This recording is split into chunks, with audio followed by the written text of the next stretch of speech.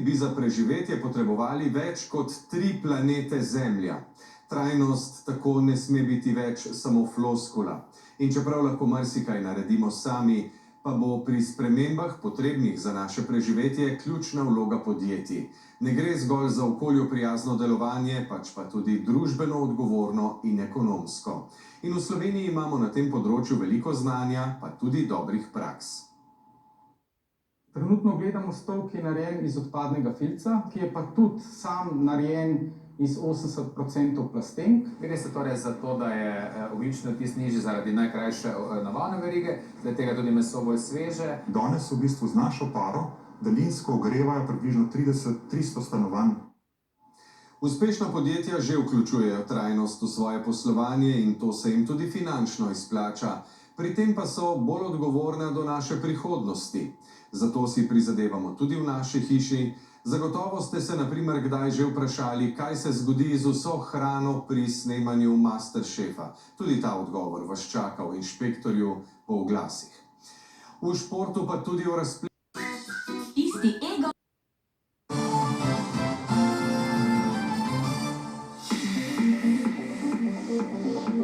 Ker mi narava dela in podjetja omogočata hibridno delo, fizično v službo ne prihajam vsak dan. Ko pa pridem s kolesom. Ja, kar se zabeleži in tudi nagradi. Trajnostna je tudi produkcija priljubljenih oddaj. V Masterchefu gre vsa hrana v oddaji skozi roke producentke Nine Agič, ki pojasni, kaj se zgodi z vso to hrano v oddaji. Pri naročanju se trudimo, da smo kar se da zmerni in viška hrane, kar ostane, vedno poskrbimo, da jo damo ali tekmovalcem za v hišo, ostalo si pa ekipa z veseljem odnese domov. Letos je hrana shranjena v stekleni embalaži, ki je vedno znova uporabna. Pazijo tudi na malenkosti. Izogibamo se kapsulam, ker vemo, da z vsako kapsulo pridelamo tudi kar nekaj plastike. Nismo šli v kavico iz zrnja, kupujemo ekološko pridelano kavo. Tudi v produkciji oddaj Znan obraz ima svoj glas in sanjski moški, so zavezani zeleni produkciji, od recikliranja kostumov do učinkovitejših in varčnejših luči. Se lahko pohvalimo, da imamo v studiu med 40 in 50% le tehnologije. To je pa naša garderoba, ful veliko si probamo sposojati, no tisto, kar pa že kupimo, gre potem v fundus, da se lahko uporabi za naslednjo sezono ali pa karkoli. Vse, kar je pa odpadkov, se pa tukaj izvaga. In si napišem take razpredelnice, zato da res vemo, koliko gre papirja, koliko mešanih, koliko stekla, koliko tega gre. In vsi ti podatki gredo v kalkulator Albert, ki izračuna ogljični odtis. Cilj je, da je ta vedno manjši. Tako je pri nas in to je le del in le začetek naših trajnostnih prizadevanj. Ključna pri prehodu na zeleno družbo bodo namreč prav podjetja, mala, srednja in velika. Inovativnost je tista, ki bo uspela najti rešitve, ki bodo dobre tako za poslovni uspeh podjetja, kot za naravo in družbo, pravi strokovnjakinja za trajnost v korporacijah in strateško upravljanje Adriana Rejc-Bukovec. Te največ inovativnosti za pričakovati od podjetij. Trajnostnih podjetij pri nas je podjetje Donar, ki je tudi uradni zeleni ambasador Slovenije. Ne le, da so njihovi stoli in ostalo pohištvo iz neoporečnih materialov, pač pa za surovino uporabljajo odpadke. Trenutno gledamo stol, ki je narejen iz odpadnega filca, se pravi odpadek iz proizvodne filca, ki je pa tudi sam narejen iz 80% plastenk, se pravi plastenke se predelajo v netkani material. Na drugi strani lahko uporabljamo tudi odpadne tkanine, kar se pač vidi pri detaljih stola, ker je treba povedati, tekstil postaja druga plastika tega sveta. Plastenke se v naravi razkrajajo več 100 let, porabimo pa jih v nekaj minutah. Za ponovno uporabo v embalaži bi morale takoj v predelavo, odvržene v naravi ali na smetišču pa niso več uporabne. Mi zrežemo, iz tega potem postanejo kosmi in se naredi netkani material. In potem kasneje s posebnim principom termoformiranja, kakor mi rečemo, dobimo trd material, ki ga pa potem v več slojih lahko brez kakršnega koli lepila uporabimo v sloju. To je velika inovacija in v tem so vodilni v svetu. Pri vsakem stolu, kjer se privarčuje 70 plastenk, tudi damo neko izjavo, koliko plastenk se je pravzaprav privarčevalo in koliko CO2 smo prihranili. Pri vseh izdelkih gledajo, da je na prvem mestu vpliv na okolje, na drugem mestu družbeni učinek, zlasti ponovna uporaba in na tretjem mestu uporabniška izkušnja oziroma zdravo sedenje. Stol, ki je star 50 let, ki je pač v naši proizvodnji preoblečen, popravljen, urejen in spet pripravljen za ponovno uporabo, da bo lahko še naslednjih 50 let. Da so zelo resni v svoji zavezanosti, kaže tudi to, da imajo vsi njihovi delovni stoli doživljenjsko garancijo na servisiranje. Zavezani so tudi k čim krajšim dobavnim verigam, prav tako pa merijo ogljični odtis oziroma prihranek slednjega pri vsakem izdelku. Trajnost ni več le oznaka za okoljsko odgovornost, pač pa tudi družbeno in ekonomsko. Pri okolju gre za to, da moramo iz ekonomije izkoriščanja preiti v krožno ekonomijo in nato regeneracijsko ekonomijo, se pravi zgolj izkoriščanje virov v njihovo ponovno uporabo in nato v obnavljanje. Pri družbenem vidiku gre za zaposlene v podjetju, poslovne partnerje in kupce, stranke ter lokalne skupnosti, kako lahko z vsemi temi skupnostmi znova bivamo v večjem sožitju. Ekonomski vidik je pa, kako lahko vračam gospodarstvo. Če vračam naravi, vračam tem obrazom, s katerimi sem v nekih razmerih, kako lahko vračam ekonomiji, poslovnim partnerjem, ki jim pomagam, da se spodraščajo, odpiram nova delovna mesta. Tukaj smo v Razvojnem centru Slovenija. Imamo en izziv, bomo poklicali v Indijo, da nam pomagajo. S posebno hologramsko tehnologijo so lahko strokovnjaki prisotni v samem prostoru, vidijo, kje je težava in jo odpravijo, tudi če so fizično na drugem koncu sveta. V družbi Lek se je za zelo uspešno pokazala praksa svetovalni odbor mladih, ko mladi v podjetju v vodstvu predlagajo spremembe na rednih srečanjih.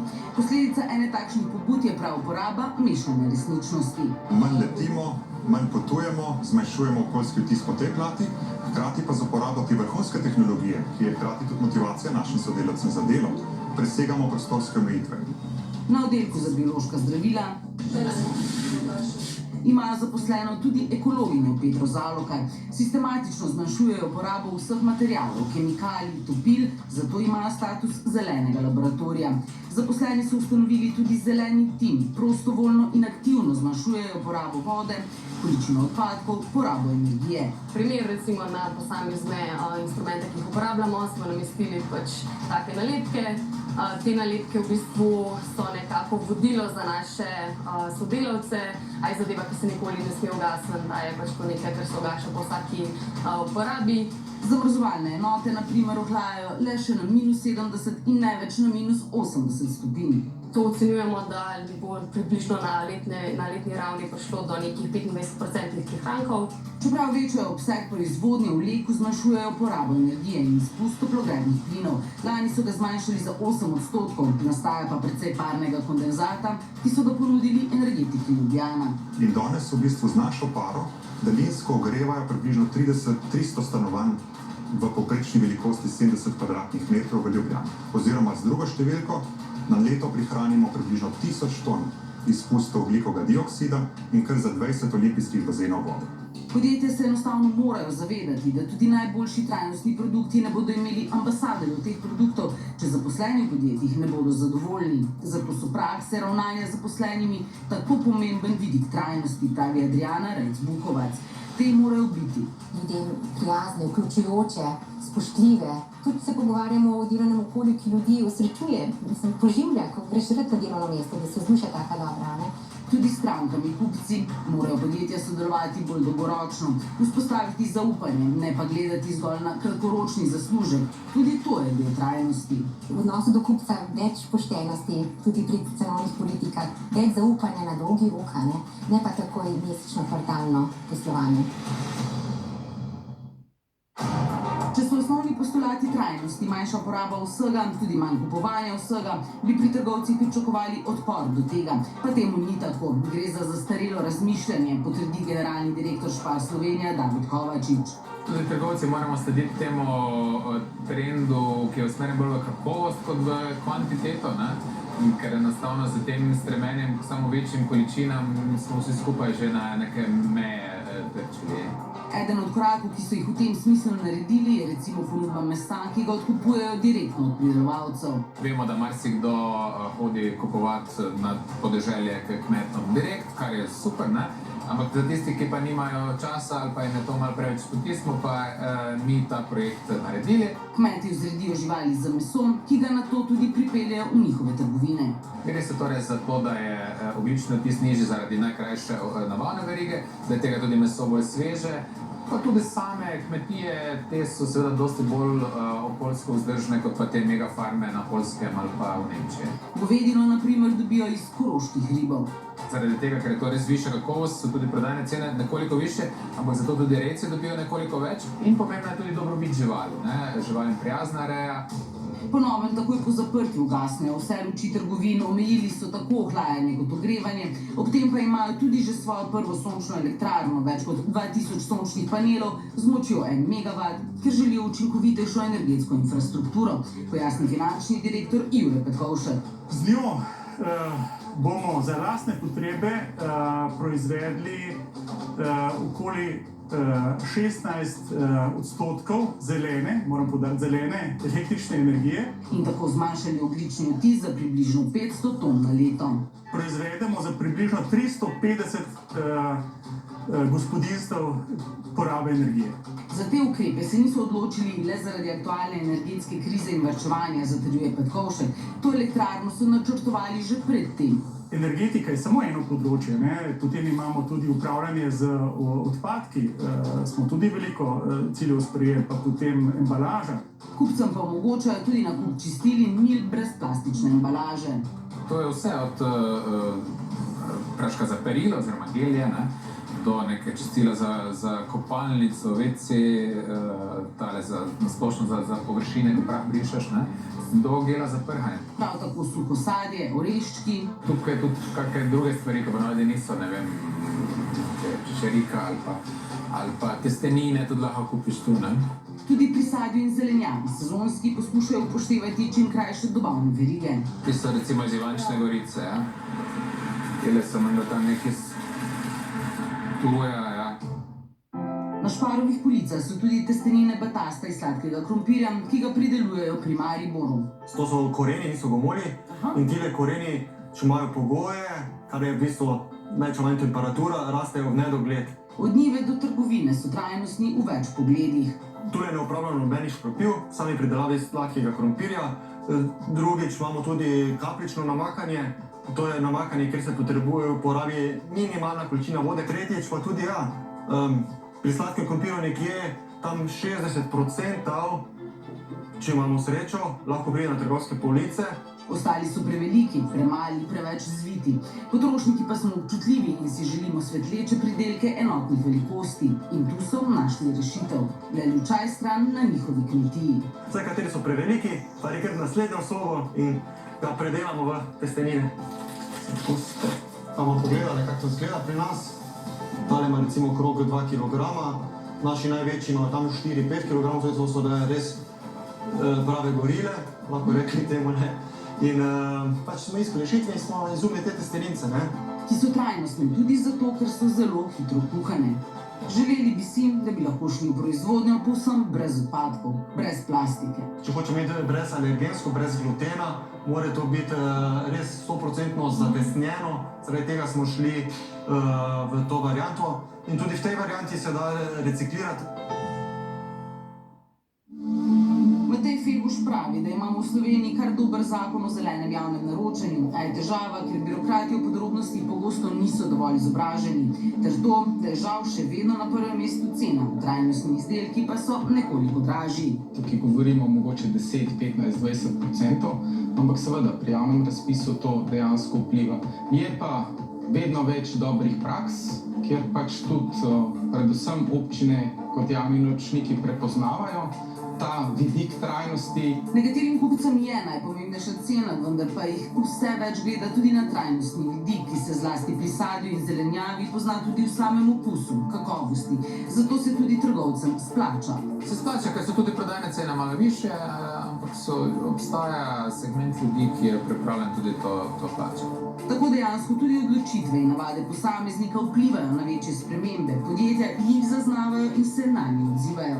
Tekmanje ne bo kvantiteto, ampak s kvaliteto, s pristnostjo. Mi smo dozoreli kot družba, pa strašno hitro zorimo v pravo smer in to je, da se vrne nazaj te temeljne vrednote integritete, a ne?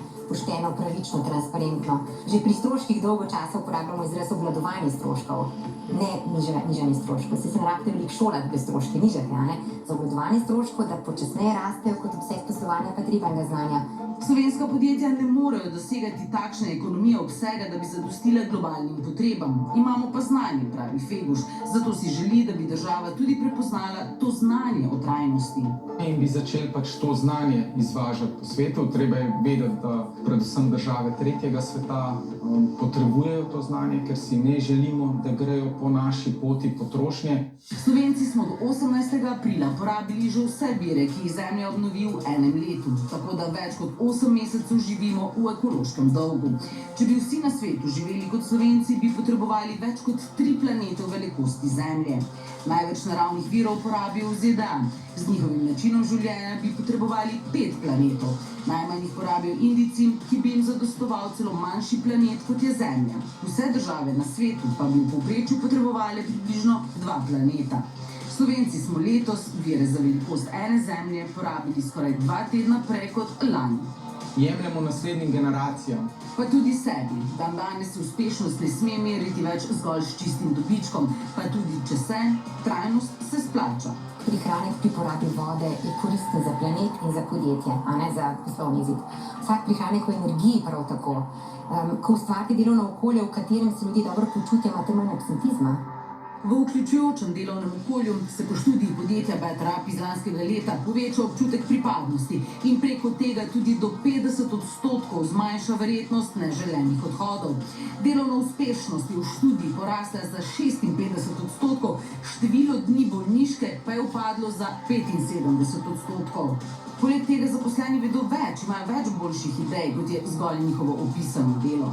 Strašne potenciale v sebi, ampak jih ne bodo delili s poslovno sfero, če ne bodo čutili, da bodo sprejeti, da bodo nagrajeni, slišani, opaženi.